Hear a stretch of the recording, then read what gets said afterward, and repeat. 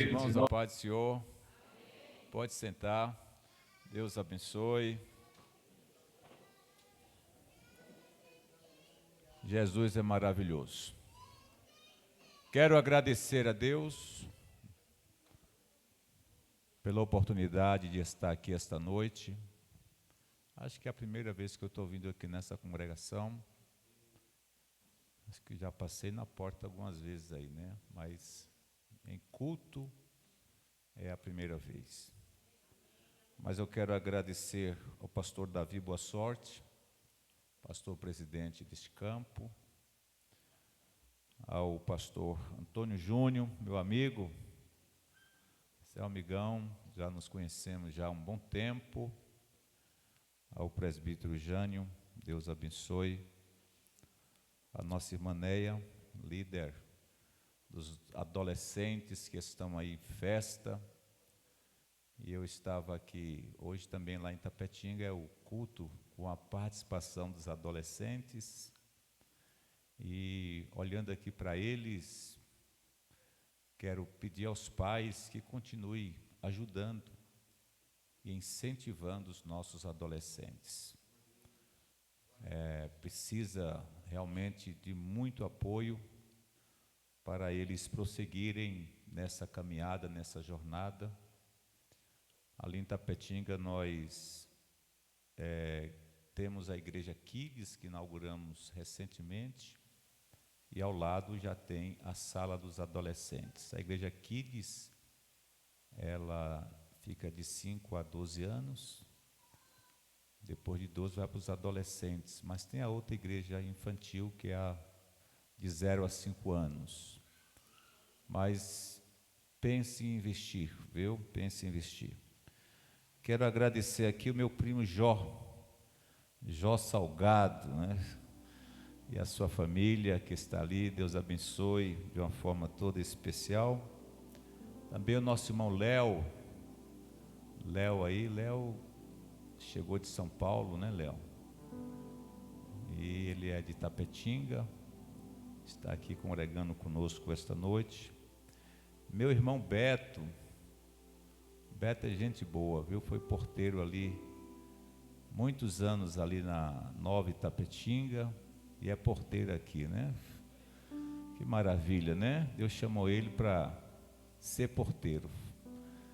E eu conheci ali na cidade de Santa Maria da Vitória um irmão por nome Idálio, um fazendeiro.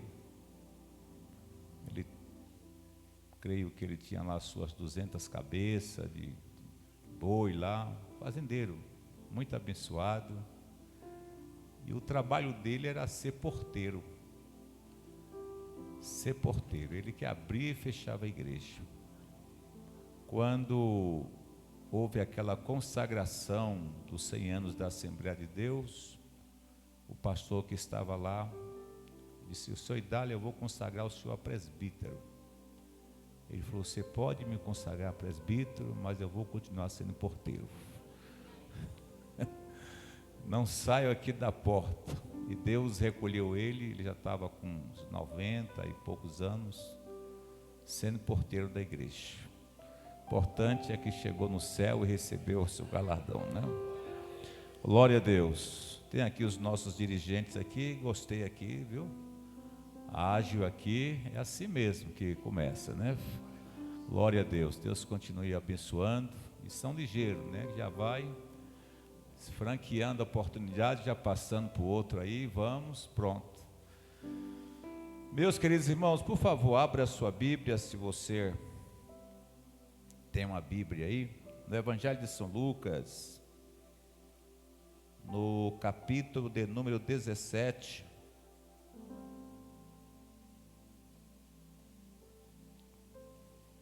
versículo 32. Lucas 17, versículo 32, está escrito: lembrai-vos da mulher de Ló. Vamos todos recitar junto esse verso? No 3, vamos lá? 1, 2, 3. Mais uma vez. Pronto, são palavras do Senhor Jesus Cristo, quando ele começa a descrever sobre a vinda súbita do reino de Deus.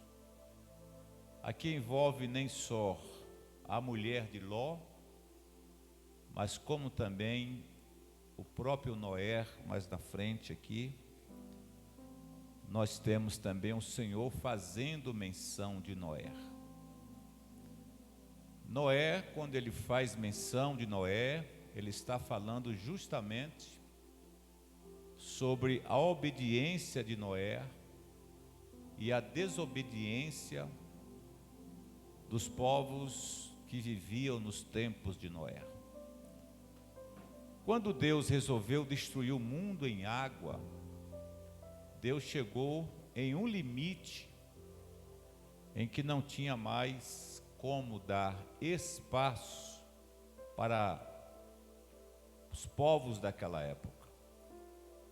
Porque Deus tem algo chamado limite. As suas misericórdias são grandes, muito grandes, mas existe um limite de Deus. E o pecado nos tempos de Noé era tão gravíssimo que Deus chegou ao seu limite e disse: eu vou destruir o mundo em água. E Deus então deu ordem para que Noé construísse a arca. A Bíblia diz que Noé, quando recebeu o aviso para construir a arca, Noé tinha 500 anos, quando ele recebeu o aviso para construir a arca. Quando ele terminou de construir a arca, ele já estava com 600 anos. É tanto que a Bíblia registra que ele entra na arca com 600 anos e só sai da arca no ano 601, isto é, ele passou um ano dentro da arca depois do dilúvio. Não foi só 40 dias e 40 noites, um ano.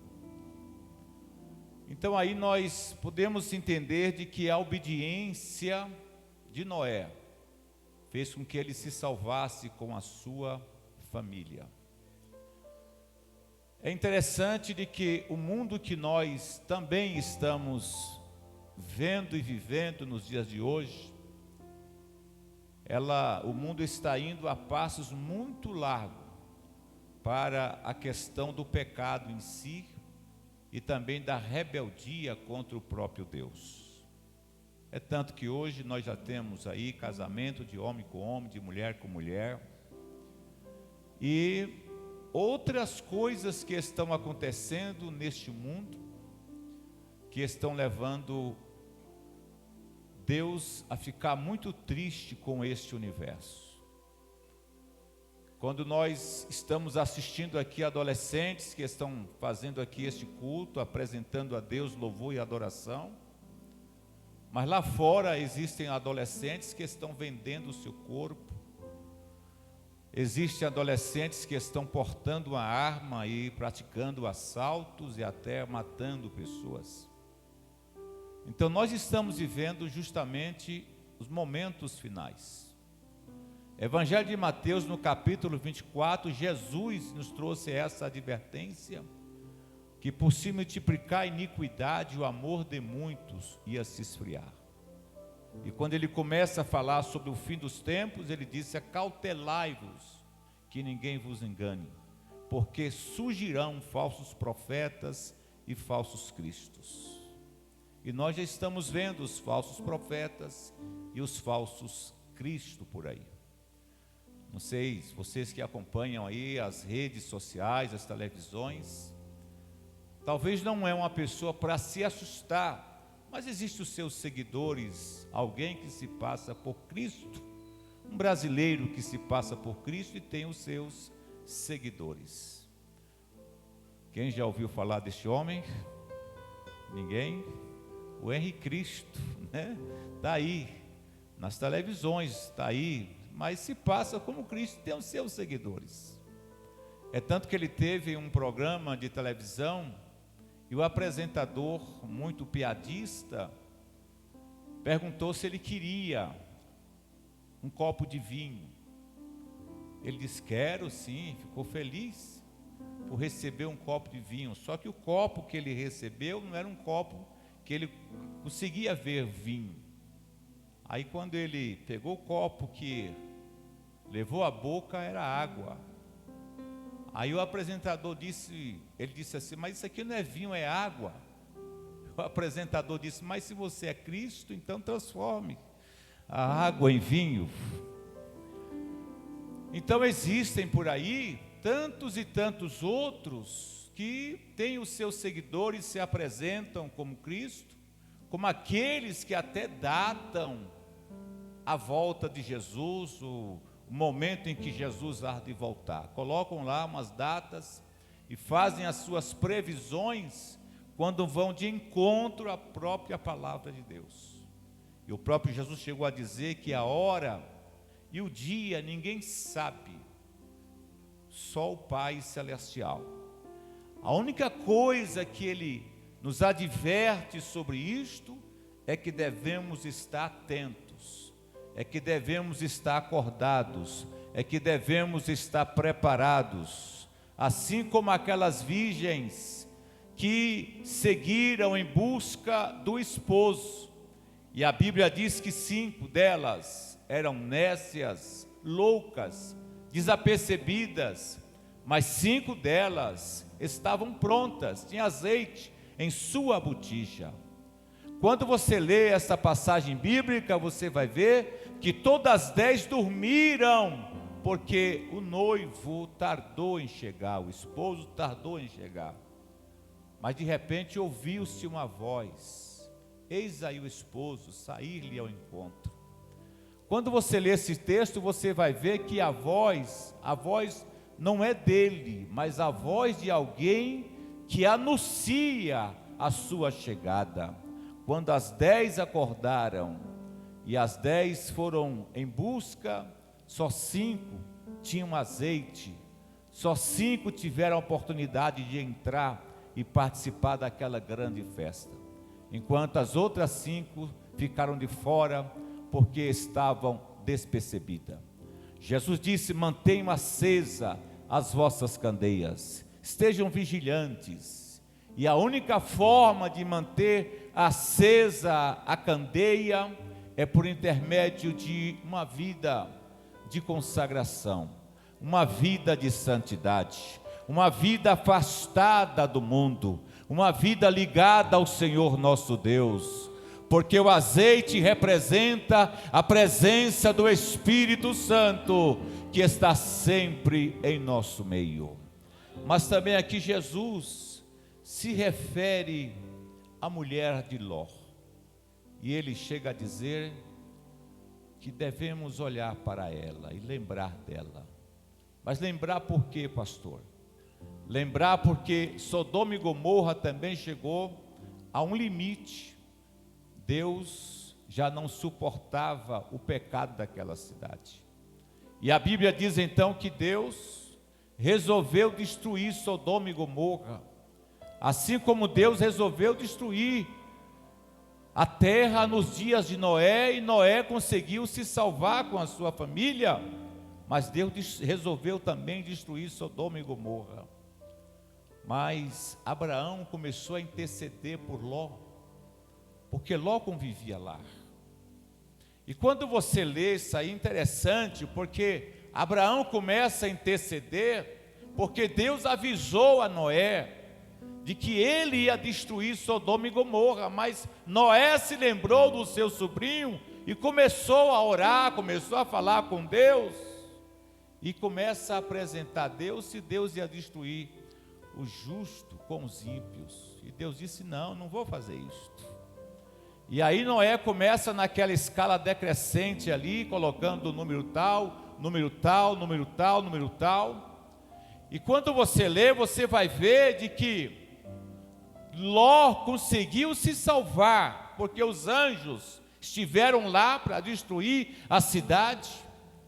E para tirar Ló da sua casa, Deus teve que quase empurrar ele, dizendo: vamos sair daqui, porque não resta mais tempo. Mas no meio do caminho, Deus deu esta ordem: ninguém deve olhar para trás. Foi umas simples palavras.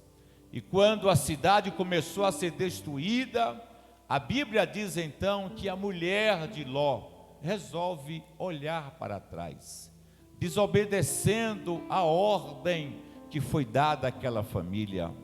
E ela então para e se transforma em uma estalta de sal, enquanto Ló prossegue a sua caminhada com as suas 2 filhas.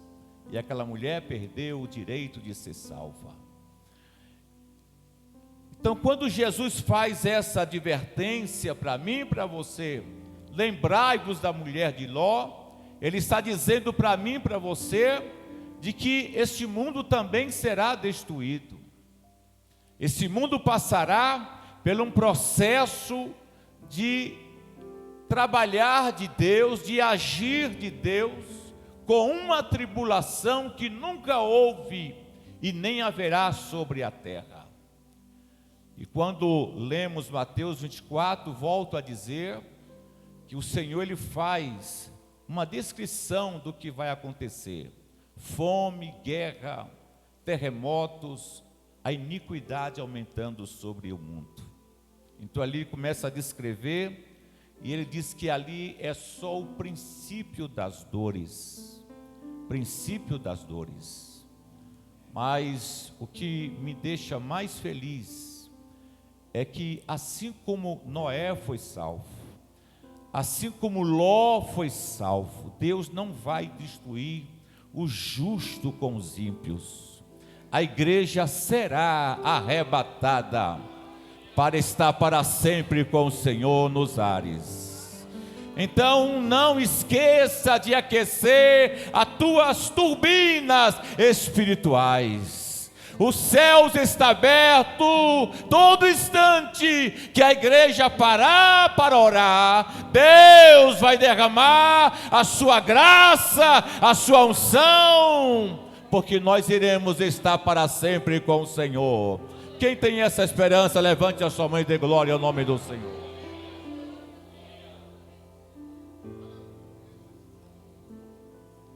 Então haverá justamente o arrebatamento da igreja, e é uma grande certeza que nós temos. Certeza de que nós não iremos sofrer a condenação que virá sobre este mundo. Talvez alguém possa perguntar: mas há quantos anos se fala do arrebatamento da igreja? Há quantos anos se fala da vinda de Jesus e até agora não aconteceu? Já se passam 2000 anos, justamente 2000 anos estão aí se pregando sobre a volta de Jesus. Mas nós estamos vivendo os últimos momentos. Estamos vivendo as últimas horas, estamos vivendo os últimos segundos, e existe uma coisa que nós temos que prestar muita atenção, é que a Bíblia fala que quando Jesus arrebatar a sua igreja, então vai vir a grande tribulação e haverá o reino da trindade satânica. Falso profeta, a besta, o anticristo. Quando nós falamos desses que vão governar, que é a trindade satânica, não estamos falando de monstros, de bichos. São poderes políticos, poderes religiosos, que vão governar este mundo. E aí, quando a gente lia que como é que vai ser esse sinal, esse meia-meia, que vai ser na testa e na mão? Eu confesso para vocês, que eu achava que era um ferrão, o cara esquentava lá o ferrão e ia ferrar a pessoa, porque era a minha imaginação. Então você vai ver as tecnologias avançando no dia a dia, e hoje todos nós, irmãos, somos monitorados e controlados. Quando você vai fazer uma compra, ele pede lá o seu CPF, lhe pede lá alguma coisa assim, pronto. Então nós somos monitorados, não é só uma coisa no Brasil, não. Daqui um dia, nós não vamos mais pegar em dinheiro, o dinheiro vai ser um dinheiro virtual. Isso também já é um processo da chegada do anticristo para controlar o mundo em si. Então, você vai ver que as coisas estão acontecendo. Mas o maior relógio para a igreja estar atenta é Israel. E o próprio Jesus chegou a dizer: quando vedes a figueira dando o seu fruto, é porque está próximo o verão. Israel já é um estado forte e muito visitado por todos os povos, e isto é uma profecia bíblica. É tanto que os Estados Unidos, que é um país de primeiro mundo, eles estão lá baseados no que Deus falou com Abraão: aqueles que te abençoarem serão abençoados. Então os Estados Unidos é como se fosse um escudo para Israel. Qualquer país que tenta atacar Israel, os Estados Unidos está lá como uma barreira.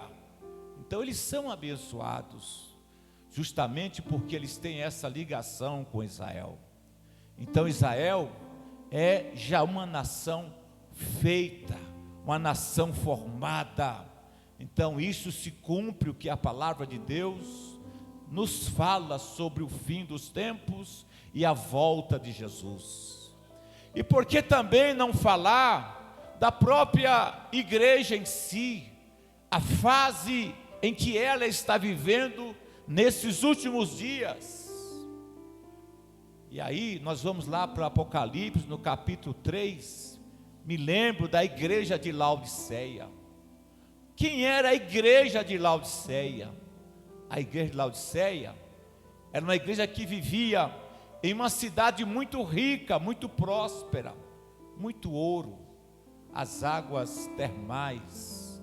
É tanto que o Senhor faz referência lá às águas que são quentes e as frias e a morna também. E quando ele fala sobre isso, ele está justamente se referindo à igreja de Laodiceia e aos crentes de Laodiceia, que eles diziam: nós somos ricos, não temos necessidade alguma, quem sabe, da presença do Senhor. Porque quando o Senhor fala a Laodiceia, o Senhor está de fora. Ele diz: eis que estou à porta e bato.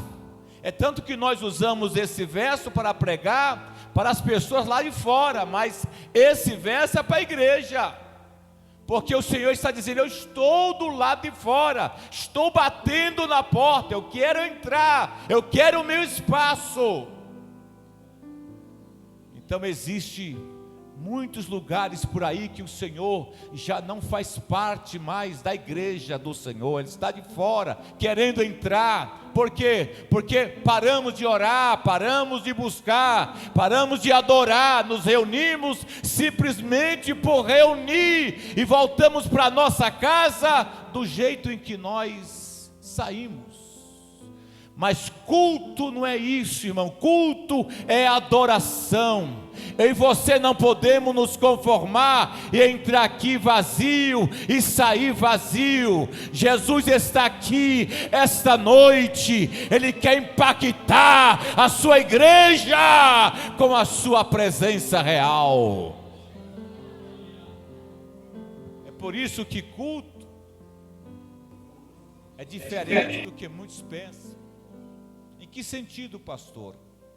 Culto você não vem para receber, culto você vem para dar. Volto a repetir: culto você não vem para receber, culto você vem para dar. Dá o que, pastor? Adoração. Adoração ao Rei dos Reis e Senhor dos Senhores. Levante a tua mão, se você puder levantar, e diga: Deus, eu estou aqui para dar a minha adoração. Aleluia! Nós somos o templo do Espírito Santo de Deus. Templo do Espírito Santo de Deus. Deus não habita em parede, Deus não habita em banco, Deus habita naquele que adora, naquele que presta culto. Mas arrebatamento da igreja, que vai acontecer, ele tem 2 momentos. Diga para o irmão que está ao seu lado: o arrebatamento da igreja tem 2 momentos. 1 Tessalonicenses capítulo 4. Se você puder, nós temos aqui o data show, será que o irmão pode colocar aí? Capítulo 4, versículo de número 13 a seguir, está falando acerca da ressurreição e da vinda do Senhor. O que acontecia aqui na igreja em Tessalonicense? Os irmãos morriam e os irmãos ficavam tristes. Mas é claro que tem que ficar triste, né? Quem é que não perde um ente querido? Quem é que não perde um amigo que não sente tristeza? Aí Paulo começa a escrever dizendo: não quero, porém, irmãos, no verso 13, que sejais ignorantes acerca dos que já dormem. Você vê que aqui ele não usa a expressão morte, usa a expressão dormir. É diferente de morrer, sim ou não? Sim, dormir. Quando ele chegou diante do túmulo de Lázaro, ele deu um grito, não foi? Lázaro, vem. Tem gente que tem um sono profundo, né? Você pode derrubar uma porta, soltar uma bomba, ele está dormindo.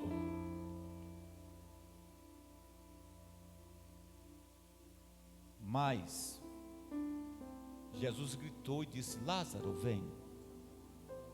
E Lázaro ressurgiu, porque aqueles que passam para o Senhor dormem.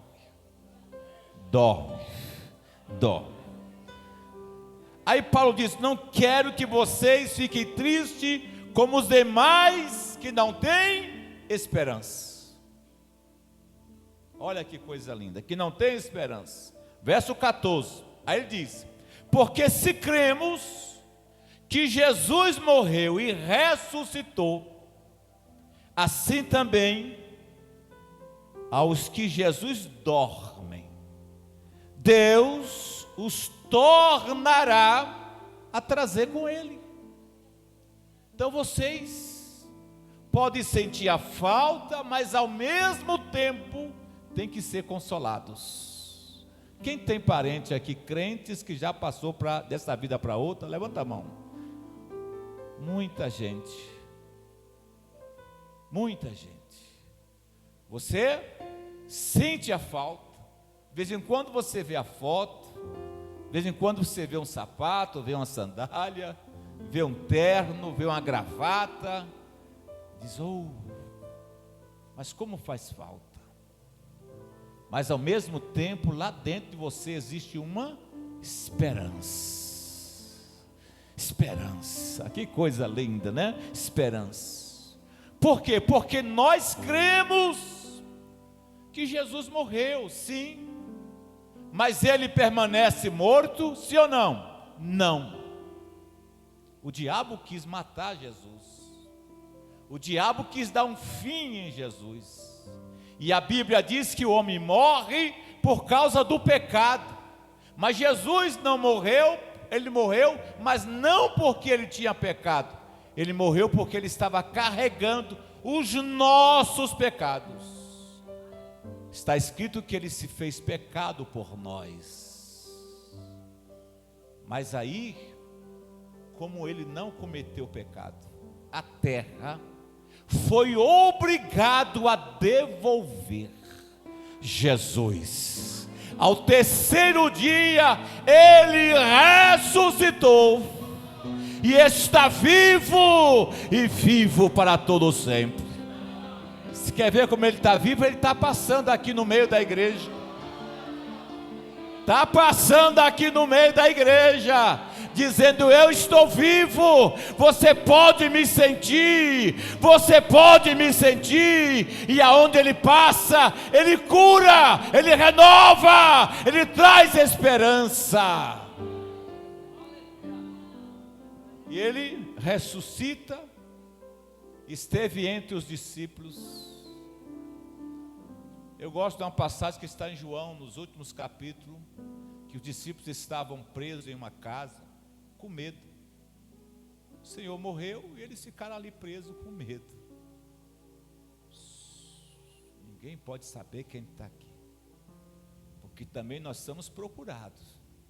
Já mataram o nosso mestre. Jesus ressuscita e aparece sem abrir porta, sem abrir janela, ressurge no meio deles e diz: Pai seja convosco. A tristeza virou alegria. Agora, já percebeu que às vezes tem crente que perde bênção, que não vem no culto? Tomé não estava lá. Quando foi no outro dia, os irmãos: Tomé, aconteceu uma coisa extraordinária. O que foi, Tomé? Jesus esteve aqui. Você não está vendo a nossa alegria não, Tomé? Aí Tomé disse assim: eu só creio se eu ver. Se eu ver, eu creio. Passado 8 dias, Tomé foi para o culto. Jesus aparece lá: Pai seja convosco. Vem cá, Tomé, esse culto é só para você. Tem muitos Tomé, né, irmãos, que precisam desse encontro com o Senhor Jesus, né? Glória a Deus. Tomé, toca aqui nas minhas mãos. Aí ele tocou. Não está satisfeito, toca aqui do lado, aonde a lança entrou. Tomé já começou a cair assim, foi caindo, diz: Deus meu, Deus meu. Isso diz Tomé: não seja incrédulo, mas crente. Bem-aventurados que não viram e creram. Dê um toque no seu irmão: irmão, você é a bem-aventurada, você é bem-aventurado. Você não viu, mas você crê que o Senhor ressuscitou e está vivo e vivo para sempre. Aí eu posso sentir Ele, eu posso sentir Ele. E você já percebeu que a única coisa que nós usamos para crer nisso tudo chama-se fé? E a Bíblia diz na carta aos Hebreus, no capítulo 11, que sem fé é impossível agradar a Deus, que é necessário que aquele que crê em Deus, que se aproxime dele, creia que Ele existe, e que Ele é galardoador, abençoador de todos que o buscam. Olha que coisa boa, fé, simplesmente isso. Aí eu me lembrei de uma história, para facilitar a sua compreensão. Me lembrei de uma história de um garoto que estava empinando uma pipa. É pipa, vocês também chamam pipa aqui, ó, raia, né, com quadrado, tem vários lugares, usa muitos nomes. Quem já brincou com isso, levante a mão, deixa eu ver. Olha, os nossos adolescentes aqui é craque mesmo na pipa, né? Que você, quem brinca com aquilo ali, vai, ó, para cortar o outro lá, é assim? É. E aí, tá o garotinho lá brincando. Aí de repente apareceu o titio, o velhinho. O velhinho chegou e ficou assim olhando, mas já estava com a visão curta. Aí ficou olhando, e o garoto disse assim: o senhor está vendo a altura que está a minha pipa? Ele olhou assim, olhou: não estou enxergando, não estou vendo nada. Aí o garoto disse: então pegue aqui na linha, faça assim, ó. Aí ele pegou na linha, sacudiu, disse: eu não estou vendo, mas estou sentindo. A fé é justamente isso aí. Você não está vendo, mas você tem o direito de sentir a presença do Senhor, porque a fé te faz ligar os céus. Agora, se você não está sentindo nada e não vê nada, é porque a sua fé é uma fé natural. Mas o crente em Jesus, a fé dele é uma fé sobrenatural. Ele entra aqui com luta e diz: eu entrei com luta e vou sair com minha bênção. Eu entrei enfermo e vou sair curado. Eu entrei desempregado e vou voltar empregado. Eu entrei triste, mas vou voltar alegre. Quem está sentindo Jesus aí, dá glória a Deus.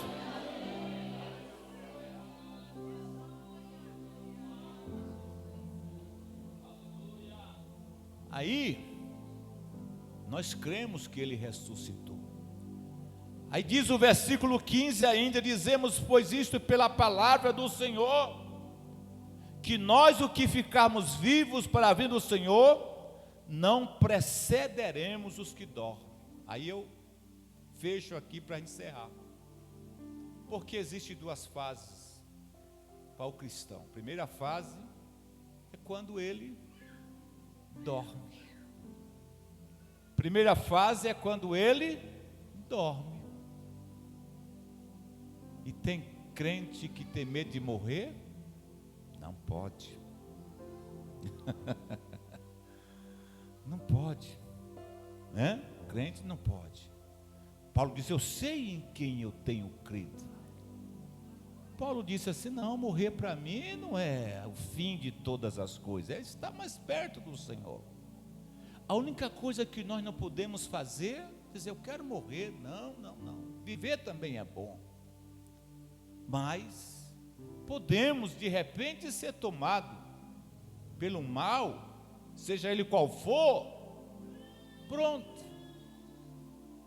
E uma coisa interessante é que depois que ele passa por esse momento, se ele pudesse falar alguma coisa, ele dizia assim: não chore não, eu estou bem demais, Aí tem esse primeiro processo, que é a questão da partida. É tanto que você lê na carta aos Hebreus, no capítulo 11, lá quando a Bíblia descreve sobre os heróis da fé, a Bíblia diz que muitos não aceitaram livramento. Não aceitaram livramentos. Muitos que foram cerrados ao meio, jogados em arenas, queimados vivos, jogados entre as feras, não aceitaram livramento porque queriam partir logo. Lê lá na carta aos Hebreus, vê lá. Mas aí existe a segunda fase. Se eu for perguntar aqui, alguém vai dizer: não, eu quero ir na segunda fase, não quero ir na primeira não, né? A primeira eu quero ir na segunda. A segunda fase que Paulo diz: e nós que ficarmos vivos seremos arrebatados. Se chegar hoje, eu tenho certeza. Você tem certeza? Se for agora, você tem certeza? Pronto.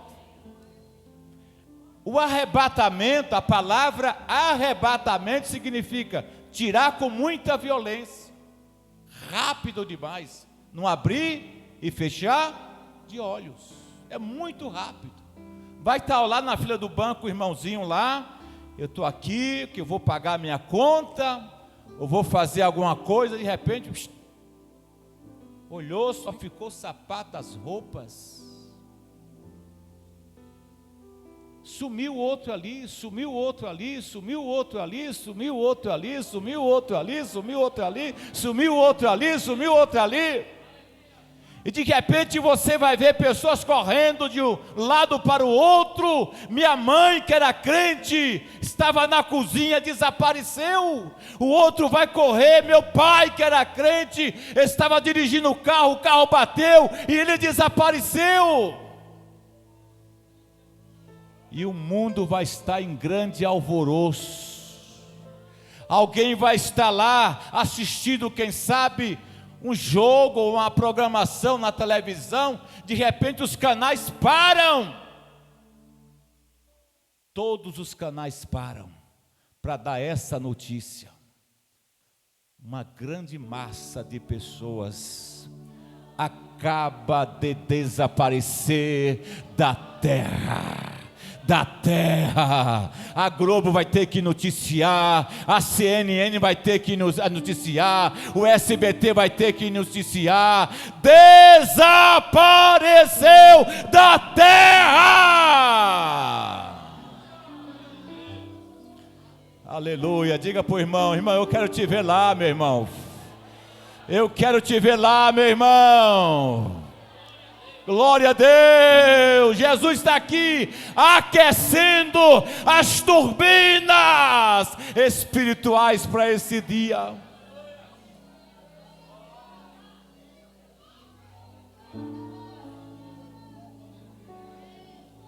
Estou fechando.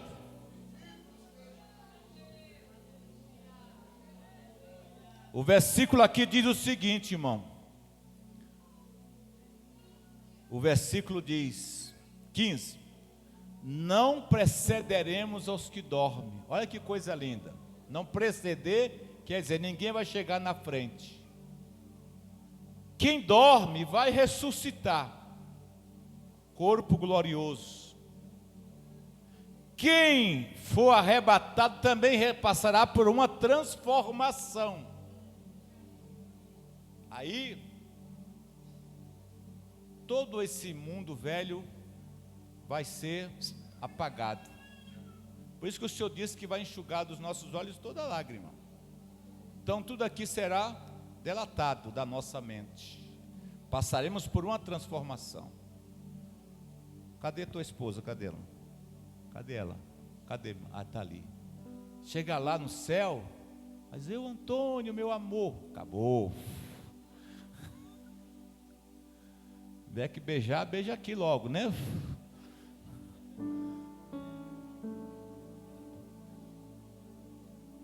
Por quê? Porque nós seremos transformados. Vamos nos conhecer? Vamos. Mas não vamos ter esse sentimento de marido e mulher. Não vamos ter esse sentimento. Vamos nos conhecer sim. Ou chegar lá, Antônio Júnior, você chegou aqui, que maravilha. Não.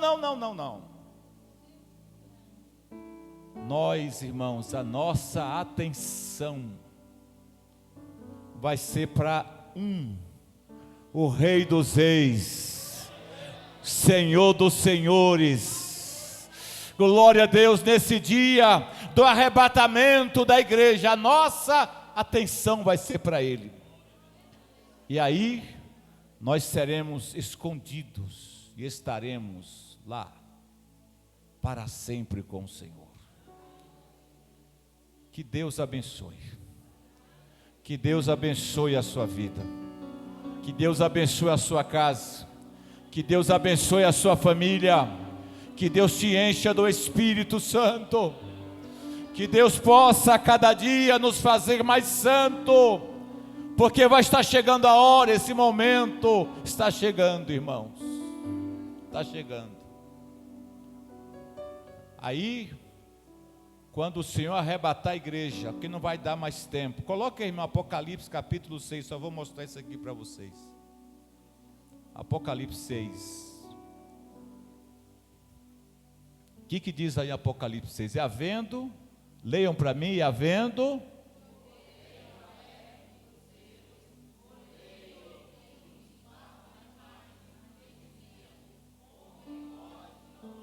O outro verso, vamos lá. E olhei, um momento, e esse do cavalo branco não é Jesus. Esse aqui é o anticristo. Olha o restante do versículo, o que diz?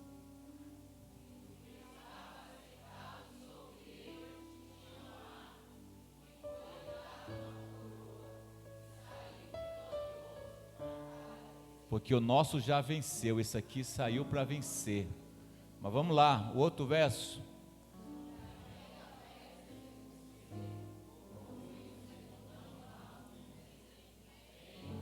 Continue.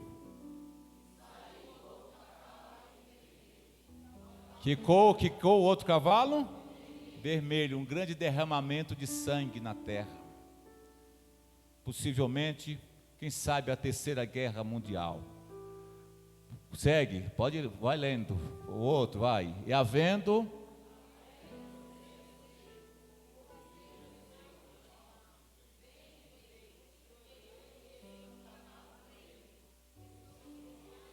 um cavalo o quê? Preto. Isso vai falar de uma grande fome. Você vê balança ali, ó, balança. Isso fala de uma grande fome que haverá. Vou falar aqui com as irmãs, vocês que de repente chega lá na casa de vocês, os irmãos também, acesse lá o programa de Ana Maria Braga e coloque lá assim, comida do futuro. Comida do futuro. O programa dela estava passando um cientista falando sobre a comida do futuro. São cápsula. Está entendendo? Tem um pastor amigo meu que tem 1 metro de intestino. 1 metro de intestino. 1 metro. E ele come de 2 em 2 horas e a alimentação não faz aquele processo de nutrição que tem que fazer no corpo. Então ele tem que estar tomando cápsula. Então, para quem ficar aqui, vai chegar no mercado, me dê 1 quilo de feijão. Aí vai botar lá umas cápsulas. Me dê uma feijoada, vai botar lá. Ó. Vai ser, não vou falar tudo aqui porque o tempo já se foi. Mas eu quero orar pela sua vida. Porque Jesus está voltando. Mas nesse período aqui, a igreja vai estar lá nas bodas do Cordeiro, dando glória ao nome do Senhor Jesus. Quem tem essa esperança, levante a mão e dê glória ao Senhor. Agora diga para o irmão, vale a pena ficar firme, vale a pena ser crente, Jesus está voltando. Se coloque sobre os seus pés, se você puder, por favor.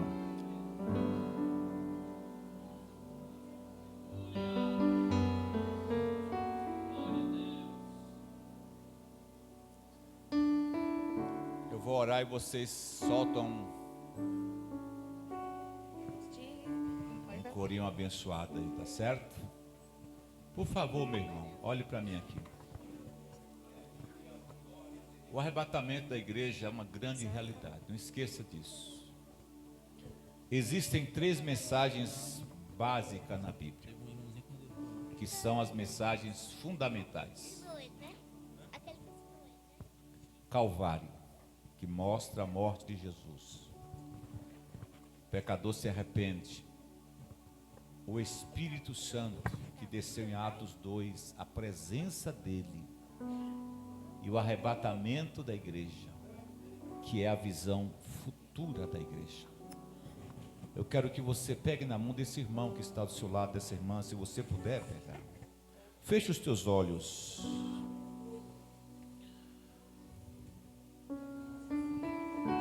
E eu quero que você ore comigo nesse instante. Diga comigo, Senhor Jesus. Mais uma vez, Senhor Jesus. Senhor Jesus. Nós estamos em tua presença. Finalizando esta festa dos nossos adolescentes. Muito em breve vai sair. Senhor Jesus. E o tema é arrebatamento. E eu sou a tua igreja. Aquece a minha vida. Aquece a minha vida. Renova o meu altar. Dia após dia. momento após momento, porque eu quero fazer parte do arrebatamento. Eu quero fazer parte do arrebatamento. O Senhor conhece o meu andar, o Senhor conhece o meu deitar e sabe das minhas limitações, mas nessa noite sinaliza o teu amor para comigo. Visita o meu altar espiritual, enche a minha vida do teu Espírito, enche a minha vida da tua graça, para que eu continue com essa esperança viva, viva, viva, viva. Alabahaba, shoma, caraba. Aleluia, aleluia, aleluia, aleluia, aleluia. Uma notícia Alabahaba, shoma. de um povo que desapareceu. Era um povo muito humilde, que aqui muito sofreu. Aquele povo